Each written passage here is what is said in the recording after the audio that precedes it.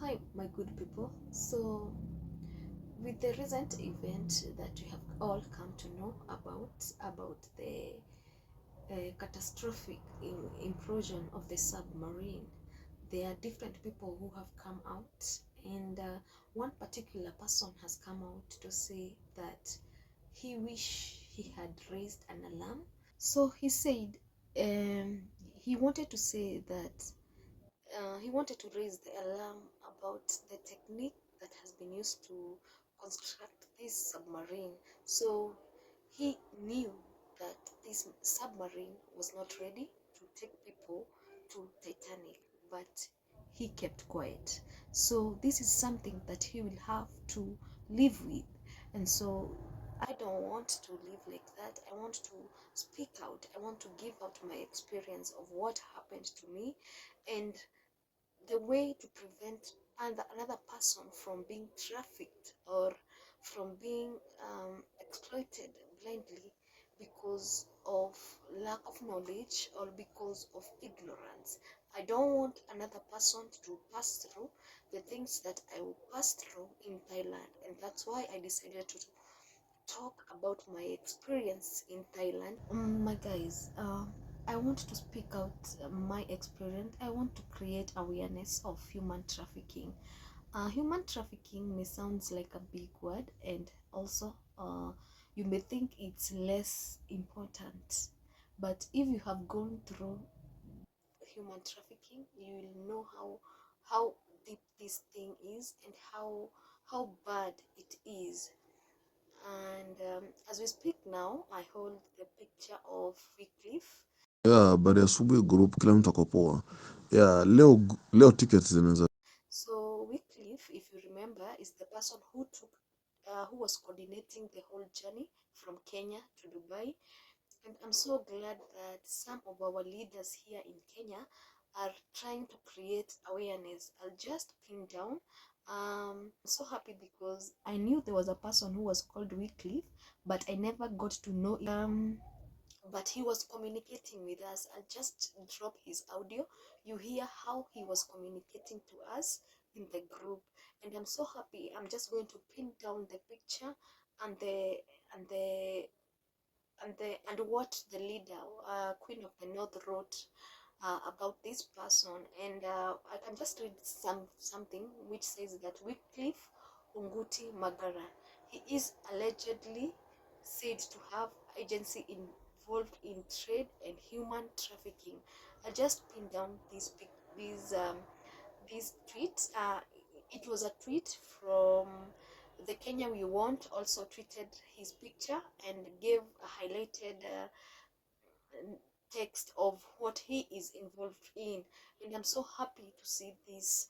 Now, I posted this in my WhatsApp, and someone asked, Marlene, are you not afraid of what these people might do to you? And I said, no, I'm not. I want to help a person out there because I didn't know.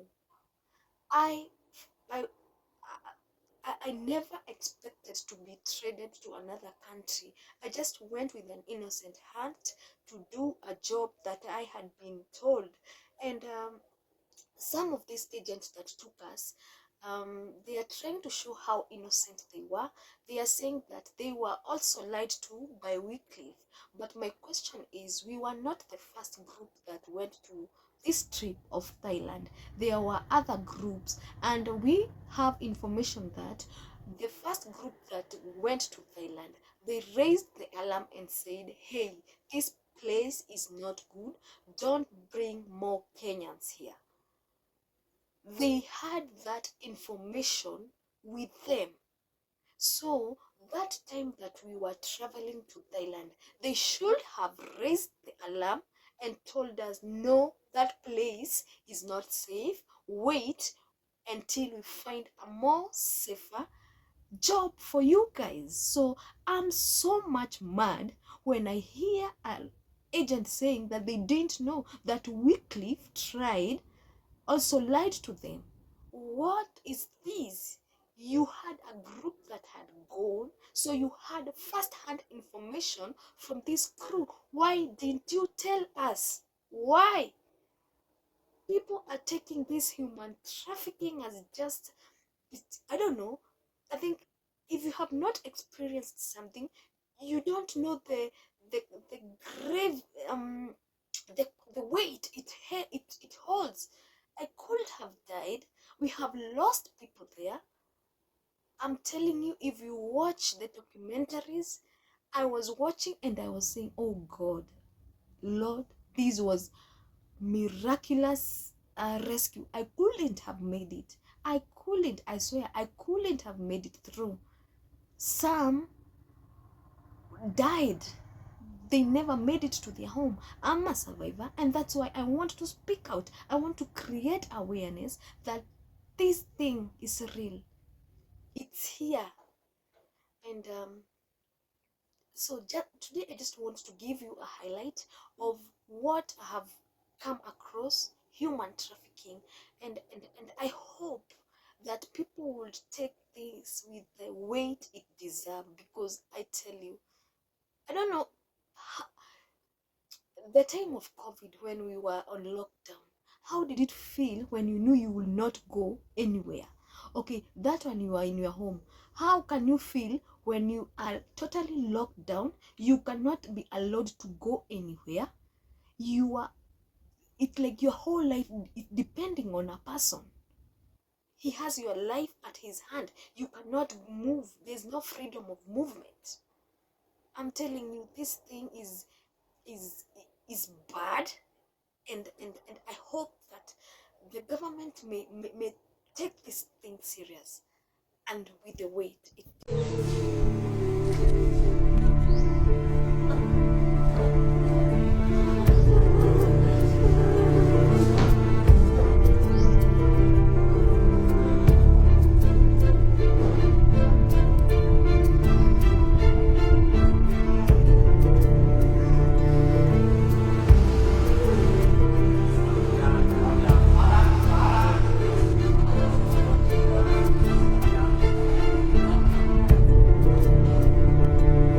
Yeah, baada ya asubuhi group kila mtu ako poa.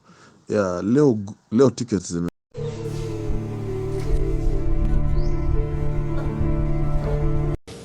Nestled right at the center of Westlands, hidden in this building, the club caters to a very select few who come to have drinks, as they are reportedly entertained by these women alleged to be belly dancers. The club's So today I just want to bring some of just highlight of, or to give you or to show you that this human traffic, it's real, guys, and it is happening. And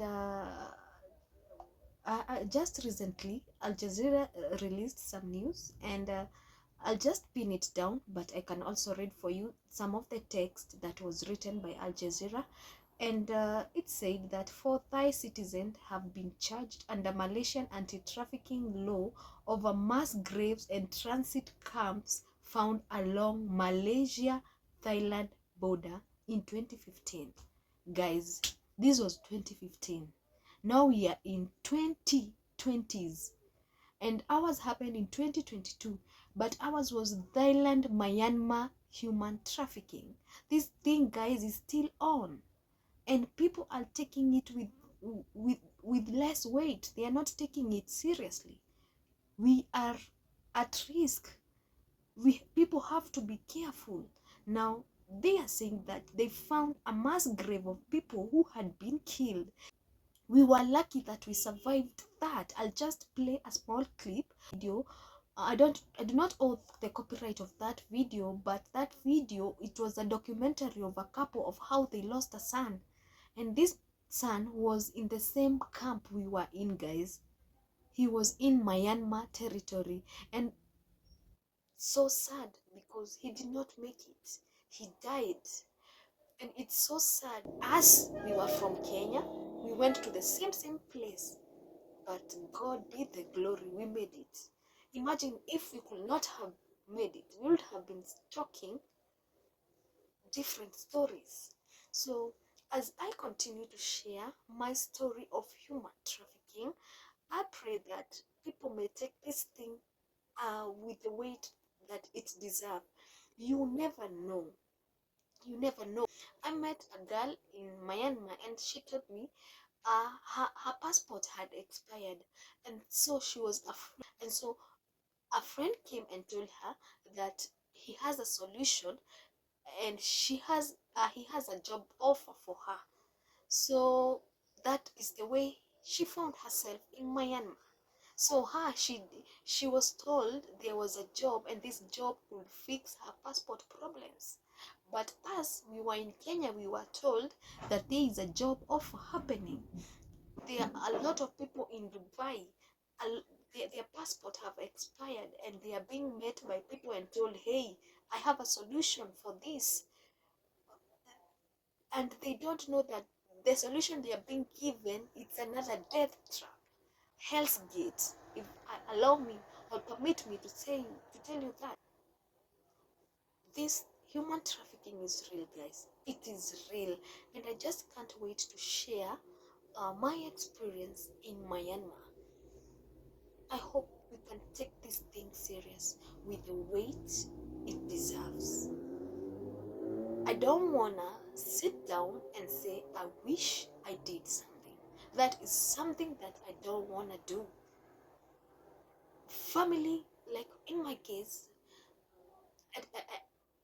this was a person I knew. She knew me, I knew her, but she didn't even have the, I don't know, the remorse or empathy. And this happened to me. What about that person who comes and tells you that, hey, we have a job offer, and you don't know them? They're just friend or they're just agent. How can you be able to tell that this is a real agent, this is a fake agent? This life doesn't have a rehearsal. It's only one life, then we are born. Boom. So I just wanted to share that before I could continue with my story. So I'm sorry, guys. Let's continue with my story, but for my story, I'll make it short this time. I'll not give you a lot of it because much time has been spent.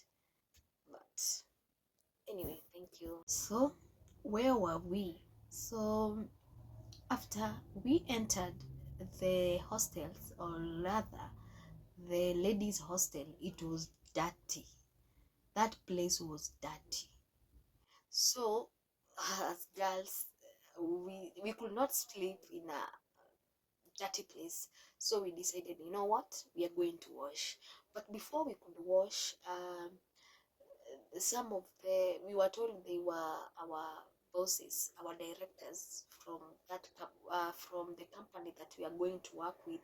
They came and they gave us, okay, there were beds in that hostel, but they didn't have mattresses or bed sheets, and those that were there, they were a few and they had already been used. So they told us we are just going to remove those. They are going to give us new bed sheet, new mattresses, and a pillow. Pin down those beds that we were using. We used to use them in high school, and I didn't know I will ever find this bed the same place, Asia. But yeah, so these beds were the ones that we used in high school. So we were given the mattresses, the bed sheet. You were to choose it, the color that you want. So we washed the room very fast and we cleaned it thoroughly. After about 2 hours or 3 hours or so, we were told we are supposed to go somewhere and have dinner, because it was already at 6. No, it was at 7 or 8. I'm sorry, I cannot remember the time, but it was already dark.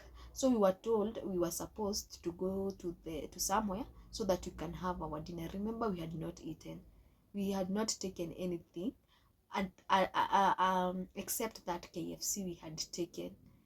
You remember, we came in the hotel very late, so we did not take any food.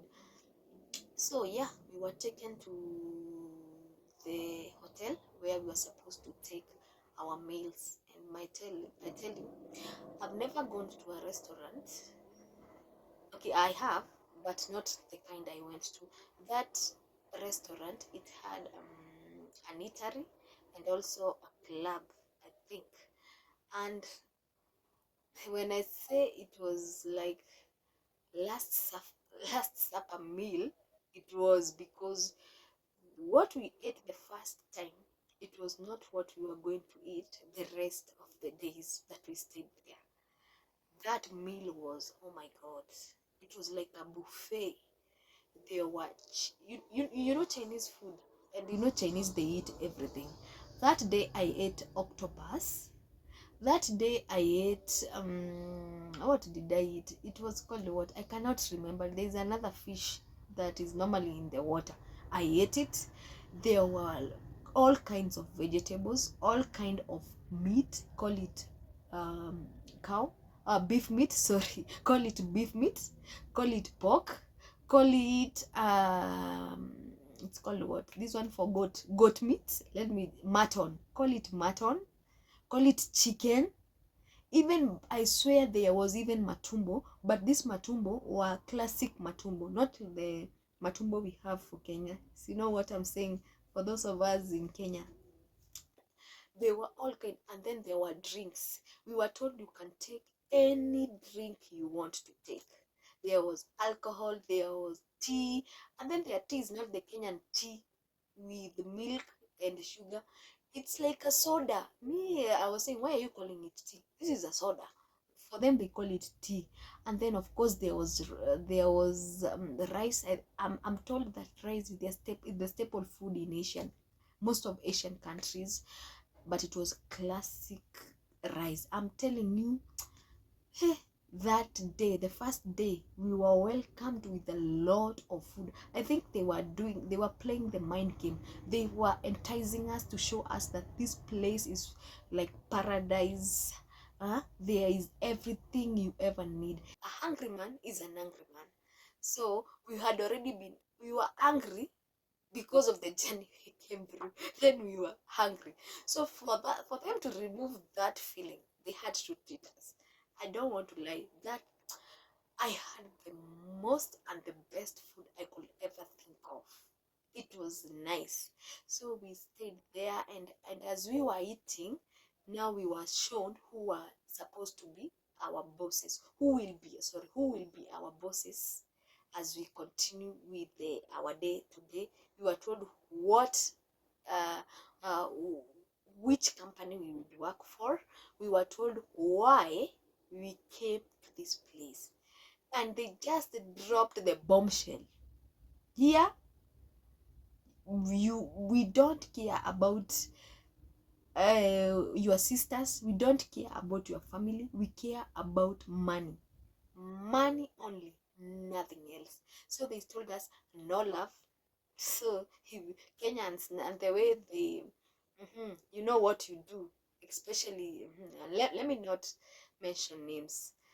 So no love, we were told no love, no boy girl relationship, no sexual misbehaviors, or although you okay, not a normal person will not do such things.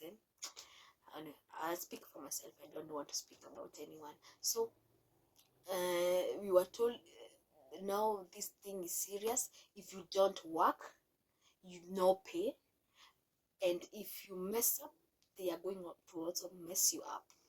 We were told we will start working tomorrow. Like, that was on a Sunday. Was it on a Sunday? No, that was on a Saturday.